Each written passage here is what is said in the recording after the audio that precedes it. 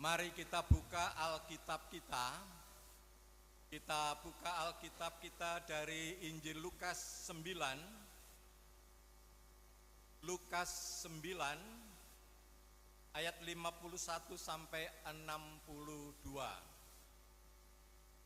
Lukas 9 ayat 51 sampai 62.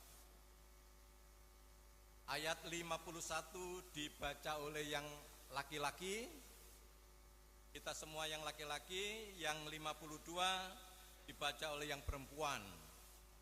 Bergantian sampai ayat 62. Kita mulai Lukas 9 ayat 51 yang laki-laki. Ketika hampir genap waktunya, Yesus diangkat ke surga. Ia mengarahkan pandangannya untuk pergi ke Yerusalem.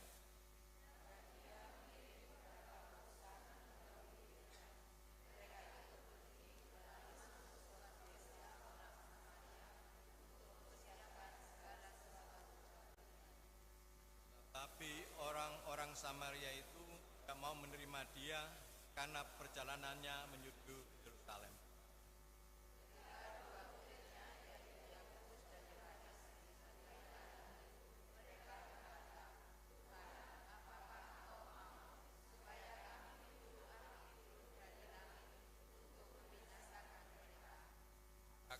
Tetapi ia berpaling dan menegur mereka, lalu mereka pergi ke desa yang lain.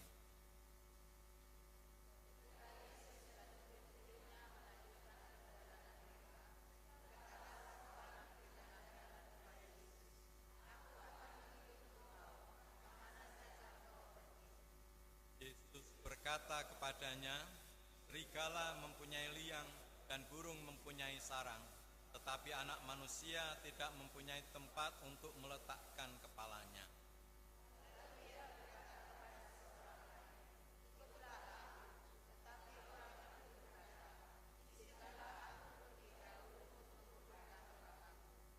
Tetapi Yesus berkata kepadanya, biarlah orang mati menguburkan orang mati, tapi engkau pergilah dan beritakanlah kerajaan Allah di mana-mana.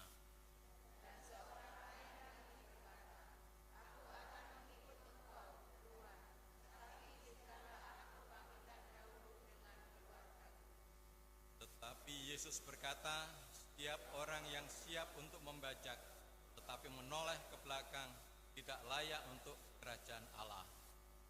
Demikian sabda Tuhan untuk kita pagi hari ini. Berbahagialah semua orang yang di dalam hidupnya percaya kepada sabda Allah. Amin.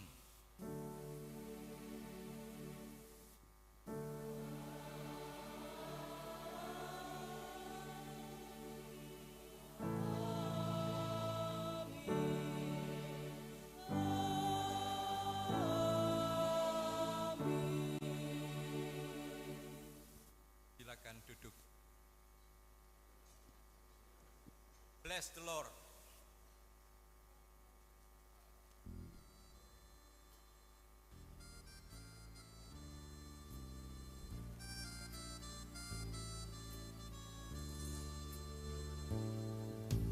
Bless the Lord, my soul, and bless God's holy name.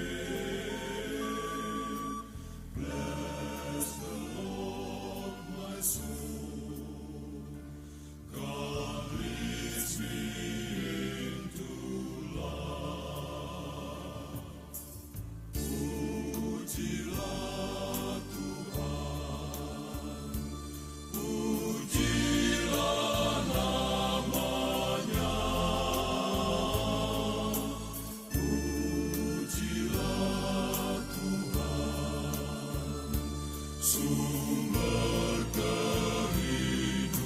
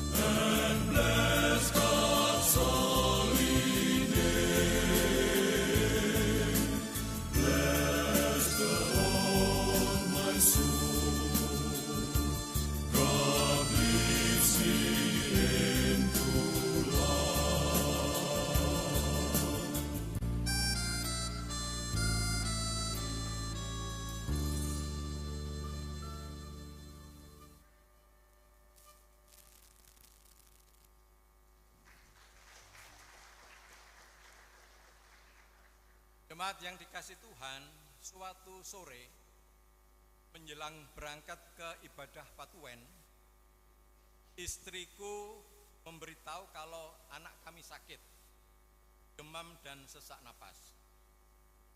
Itu tahun-tahun pertama aku menjadi pendeta di GKJW, dan bulan ini ulang tahunku sebagai pendeta yang ke-46 tahun.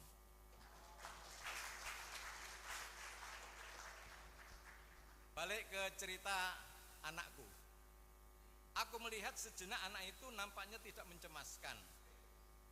Ku beritahu istriku untuk menjaganya karena aku harus segera berangkat melayani ibadah di satu rumah warga. Semua serasa baik-baik saja sampai aku pulang ke pastori ke rumah. Ternyata anakku semakin parah sakitnya, kesulitan bernapas. Dengan panik, aku segera membawa anakku ke dokter. Setiba di dokter, ternyata rumah itu sudah ditutup. Aku ketuk pintunya dan dijawab dari dalam, sebaiknya pasien dibawa saja ke rumah sakit. Dengan becak yang membawa kami, akhirnya sampai juga kami di rumah sakit. Perawat yang menyambut kami segera membawa anakku ke ruang periksa. Rupanya sudah ada kontak antara dokter dengan perawat di rumah sakit. Anakku kemudian disuntik dan tetap tinggal di ruang periksa. Malam itu aku dan anakku menginap di UGD sampai esok paginya. Setelah membayar biaya pengobatan, aku membawa kembali anakku ke rumah karena sudah sembuh. Saya tidak mau membahas ini dari sudut medis atau kesehatan. Itu bukan bidang saya. Saya mengajak panjenengan membahas ini dari segi teologi. Kalau ada pendeta sampai harus menginap di rumah sakit karena anaknya sakit, itu gara-gara teologianya GKJW. Panjenengan tahu teologianya GKJW. Jangan lupa ya, ini termasuk yang akan jadi pendeta. Pendeta GKJW itu boleh kawin. Ini persoalan.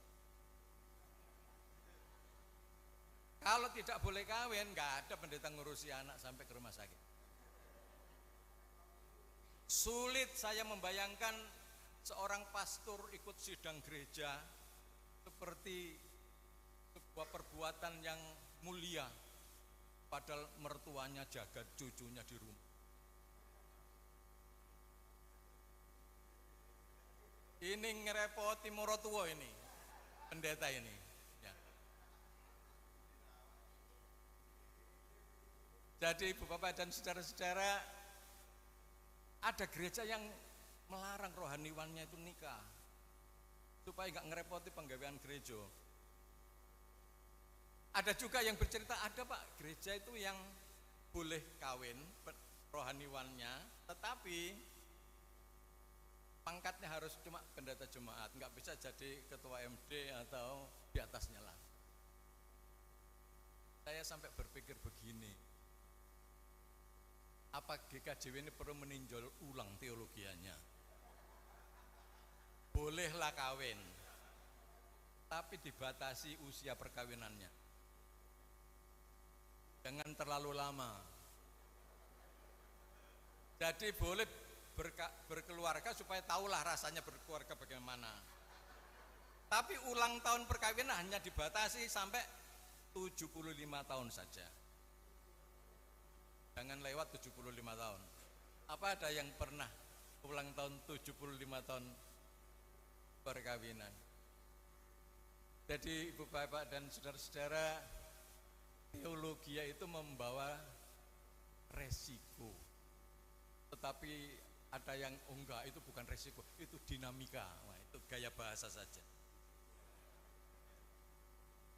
Malah begini, mungkin panjenengan belum tahu cerita ya, ada pendeta yang tidak tahu MD mana lupa.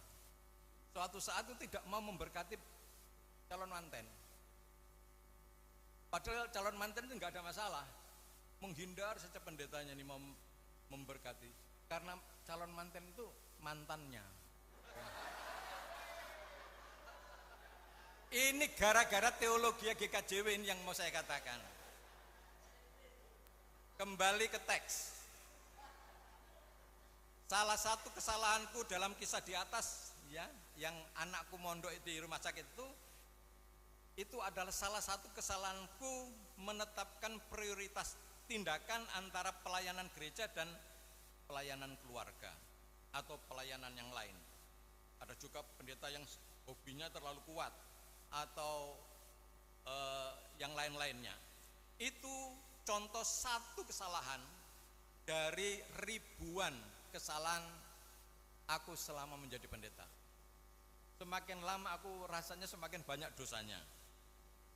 Memilih prioritas antara mengambil keputusan hidup adalah sebuah seni. Tidak ada ilmunya, itu seni. Seni bersama Tuhan. Lukas 9 yang bacaan kita tadi menunjukkan bahwa Tuhan tidak mau umatnya, Tuhan itu mau umatnya itu mutlak percaya kepada Dia. Tidak boleh ditawar sedikit pun. Pola pikir serba mutlak itu sangat kuat dipahami sementara orang. Dalam nuansa hukum, kepastian itu penting. Ketidakpastian hukum akan mengacaukan masyarakat. Tuhan mengajarkan kepastian. Ikut Dia atau tidak sama sekali. Ikut Dia sepenuhnya atau tidak sama sekali. Tidak ada kemungkinan lain. Itulah Lukas 9 tadi. Satu yang unik dari Tuhan Yesus, Dia ngomong tentang kemutlakan orang yang mau mengikutinya itu, ngomongnya itu tidak dari surga, gaya lama pakai nabi-nabi, tidak. Ngomongnya itu di dunia.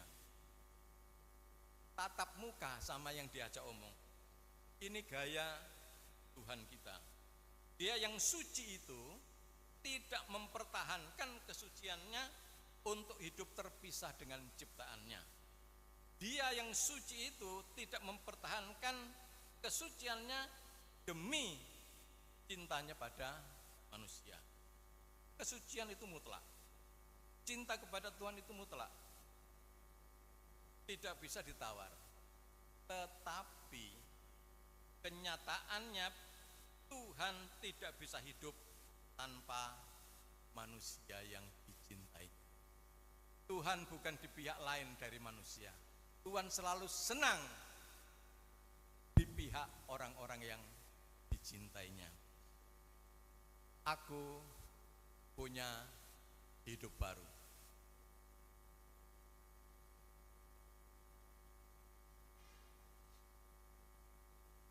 Aku punya hidup baru.